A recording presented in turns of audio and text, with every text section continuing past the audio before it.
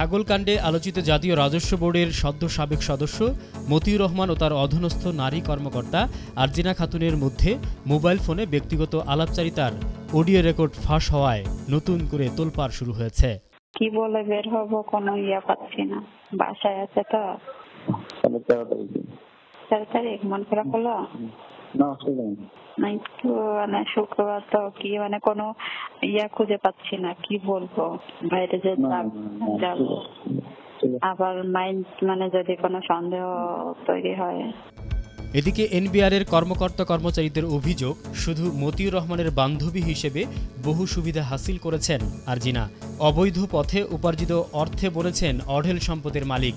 এছাড়া ঢাকায় অভিজাত অ্যাপার্টমেন্ট, গ্রামে বিলাসবহুল বাড়ি, 500 ভরি স্বর্ণালঙ্কার সহ নামে বেনামে গড়েছেন বিপুল সম্পদ। আরজিনার দুর্নীতি ও অবৈধ সম্পদের অভিযোগ গড়িয়েছে দুর্নীতি দমন কমিশন দুদক পর্যন্ত। সম্প্রতি আরজিনা খাতুনের সঙ্গে মতিউর রহমানের একটি ফোনালাপ গণমাধ্যমে ভাইরাল হয়েছে। এই স্পর্শকাতর অডিও রেকর্ড ফাঁস হওয়ার পর শুরু হয়েছে তোলপাড়। নিউজ ডেস্ক, ভোরের পাতা।